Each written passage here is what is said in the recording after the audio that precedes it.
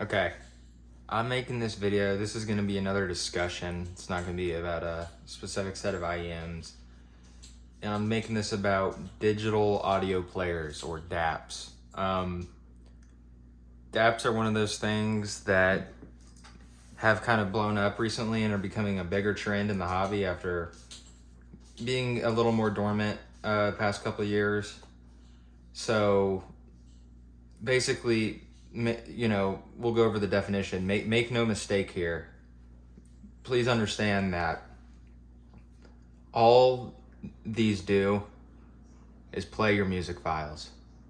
You do have ones that run Android, but you're not getting the newest version of Android. Usually you're not getting good specs. You rarely get a camera. I can only think of one that has a camera off the top of my head. The whole point of them running Android is really just so that you can download and have access to the streaming services. So with that being said, why do people buy them, right? There's a whole list of different reasons you could be looking at one. A popular reason is that people want something to have uninterrupted music on, no notifications coming through, no, you're not going to get a call on your DAP in the middle of a song or anything like that. And so you have your own private music player with plenty of storage as well as good hardware for good sound output, which, that's great. The reason I don't have a DAP is because of this, okay? Portable DACs and amps, these Dongle DACs. If you have an Android phone, right? Here we go. This is the OnePlus phone with USB-C. You have a way better, smoother, faster, everything Android experience, as well as the option to just add one of these on. One of these dongle DACs. You can even get some that have Bluetooth as well. So for me, it's not really worth it, because if you look at, let's go back to the digital audio players. These Android ones are expensive. They're very expensive. There's a new DAP that just came out, the Hy-B R4. And this has a large part to do with the kind of DAC craze that's starting back up. We'll do the silver one. I think that one looks good. So basically, the whole deal with this, and the reason that this is such a big release and everything, is because basically this is the first full-featured Android DAP for $249, anywhere around that price. Like the previous one, the Hy-B R6 II, was $500, so twice the cost of this. And I think that they needed to be this price. Absolutely. I don't see the point in getting a real expensive DAP. One thing I will say about these DAPs, and just to make sure you understand, is I get the cool factor. A lot of people like these just kind of because they're cool, the aesthetic, everything like that, which is fine. I mean, I have zero problem with that. I buy shit all the time because I think it's cool. So that's a completely valid reason to get something for me. It's just that if you already have an Android phone, would you rather spend $250 on this device, or would you rather spend $100 on a dongle DAC that I'm sure sounds in the realm of equivalent? Okay. So when does it make sense to get a DAP? Let's say you have an iPhone. Okay. At that point, I would say that there's enough drawbacks about between your IEM equipment and especially DACs and amps and stuff in combination with the iPhone, to where this may be a more reasonable option. So basically, with the iPhone, you would need a camera adapter and then a dongle DAC. And on top of that, the iPhone has a limited current draw, so you can only use certain headphones. All your IMs should be fine. Maybe there's something that doesn't work well. But you need, there's just considerations. There's drawbacks. There's inferior Bluetooth performance on the iPhone. These will have, all the latest Bluetooth codecs. And at that point, I can see it making sense. The thing is, I have a dongle DAC called the KN RU7, KN Cayenne. I don't know how to pronounce all these different names. But anyways, it's a little more than this. It's closer to 300. Let's see. Cayenne RU7. Okay, AliExpress has a decent price. Here it is on Amazon. It's tiny. It's about the size of 5 or 6 sticks of gum stacked on top of each other. And from everything that I've listened to, as far as other people's opinions and whatnot in the reviews, it seems to me that in order to get a DAP with this level of sound quality, it's going to cost $700-800, okay? So that's a $400 or $500 difference. The thing is, this phone is a OnePlus 12R. You can get this for $399 usually with their trade-in deals and stuff. You can trade anything in and get it for $399. And this is absolutely going to be a better device with better support, everything like that, than the DAP. Okay?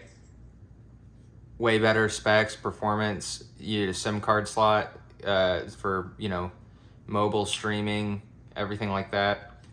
The real drawback is the annoyance of having the dongle, which is kind of there's different ways to look at that. It's really only annoying when you're kind of moving around with both of the things in your pockets, and sometimes maybe there's a little electrical interference, or maybe there's something about the connection that cuts out real quick if you're running around. But at that point, if you're actually moving and mobile, you're not paying 100% attention to the music. You're not in some deep listening trance. So if you kind of look at your use case and think that, when I really get into my music, I'm sitting and laying down anyways, I think overall, for most people, it would probably make more sense to get a dongle. You're getting super high sound quality. This unit specifically, I love. I don't know that I'll ever really feel the need to upgrade past this or beyond this. I've used the Q-Delix 5K. I don't have it with me because I think it's lost somewhere in the house. I've looked for it. I can't find it. And I've had desktop solutions. There's the Shitfulla too, which is amazing. I love that thing. I think that this has such a great clean sound for the price. FIO KA1, Apple Dongle. I've had experience with a range of these, and this is head and shoulders the best sound I've ever gotten from any desktop or dongle DAC solution. And I just would hate to pay $700-800. And the reason I say that is because my understanding is that their Cayenne makes a DAP that essentially has the hardware from this dongle in that DAP, and it's an $800 DAP. So you can just forego the lackluster Android experience and get it for $300. You can get used Android phones with USB-C for as little as $100 or $200 that are gonna definitely still outperform the Cayenne DAP. And I just don't think it always makes the most sense. Now, when does it make sense?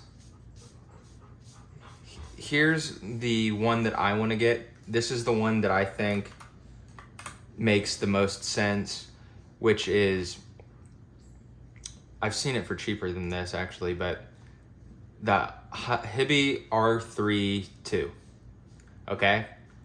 And a big part of the reason I say that this one makes sense is because the price is low.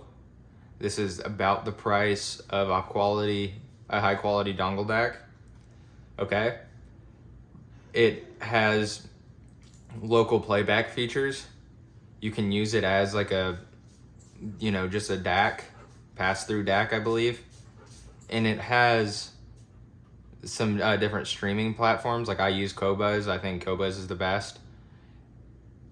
And it has the entire Bluetooth function in terms of Bluetooth transmission and receiving, as well as Wi-Fi. So what this means is, this thing's tiny. You can put this in your pocket and use it as a FIO BTR 15 or a Qdelix 5K, right? So for 60, 70 bucks more than those units, you get local playback from the device, you get, streaming, as well as the functions that those have in terms of the Bluetooth transmission, okay? This also has onboard EQ. So I think this is more worth it than like a FIO BTR deal if you're interested in a DAP, because the FIO BTR and the Qdelix 5K, they're cool. They work good. It's not that I have an issue with it, but it is kind of lacking a major functionality in terms that it can't play music. So the FIO BTR or the Qdelix, on their own, they're useful or useless. They need to be connected to something. This is more of an all-in-one, as well as having the option to connect it to something else. So I think that this makes more sense, and I hope that we see some more budget ones that are essentially the same thing as a BTR 15 Qdelix 5K with a screen and onboard music playback, which is what this is. I just hope there's more options. Maybe they could get the price down a little bit. And at this price point, I think it makes sense. A big reason that I would say that some of these other DAPs do not make as much sense is because, from everything I can tell, from everything I've heard, pretty much unanimously, is that the marginal increase in sound quality per dollar as you go up to the more expensive units is far less than the marginal increase in quality you get from expensive DACs and amps on their own, especially in terms of IEMs or headphones as well. So a $500 DAP and a $1,000 DAP are going to sound a lot more similar and have a lot more similar quality than a $500 and a $1,000 dongle DAC. So if you are trying to get the most for your money, it really doesn't make sense to be paying extra to have a shitty Android experience on top of it. But that's not to say that they don't have their use cases. I mean, once again, part of why you would want one of these things is kind of the cool factor. And I don't see any reason to, if that's what you want, to not do it. This one's cool, the Moondrop. So what this basically is, and I feel like this is pretty misunderstood as far as how people received it. To me, all this is a reasonably priced Android DAP with a SIM tray for you to do music streaming from wherever. You can obviously use it just like a regular DAP on Wi-Fi, but it has the option to, have a SIM card. And it has a camera, which is pretty funny how they marketed it as, it's not good, but it's there. So you could use this to kind of get by on a phone. Like, even though this isn't the most expensive phone in the world or anything, it's still beyond what I need it. It does beyond what I need it to do. So if you're if you're really about it and you're really an audiophile, I think it would make sense to, instead of having a different DAP in a phone, get a DAP that can just make and receive phone calls. But that won't work for everybody. Some people need decent cameras and this and that. So let's look here. $749 right here, and this one's $2,000. Like how much better can the $2,000 one really sound over the $750 one? And this one's already badass. This is a purple one. This is one of the coolest looking ones I've ever seen. The R6, especially in the purple color. I've seen some reviews. It looks beautiful. And so I think generally for most people, if you're value oriented, it makes much more sense to go for a dongle DAC as opposed to a DAP. Even if you don't have an Android phone, let's check eBay, see, just off the rip what you can get. LG V60 is the popular one because it does have onboard audio out. It has a 3.5 millimeter jack and a quad DAC. So 164. So you could pair. This is just GSM unlocked. This is, I didn't even find a deal. I just clicked on the first one. That you can get this in like a $300 dongle DAC like the KNRU7, and you will have a better experience than a lot of these other DAPs, as well as essentially equal, if not better, sound quality. So I'm not making this to shit on DAPs or to discourage you from getting one if you want one, but just understand that value-wise, these aren't bang for your buck devices. I think, once again, this one here, the Hibby R3 II, does have a pretty good value proposition just because the price is low enough and it has essentially just a upgraded features over the FIO and Qdelix type units. So if this is something you'd want to see on the channel, if anyone was interested in me checking this out or giving a run through or something, let me know, because I've been kind of looking for some type of solution. I was thinking of getting another Qdelix or FIO type product, but this does seem like it has some legitimate advantages that warrant the price. So let me know what you think.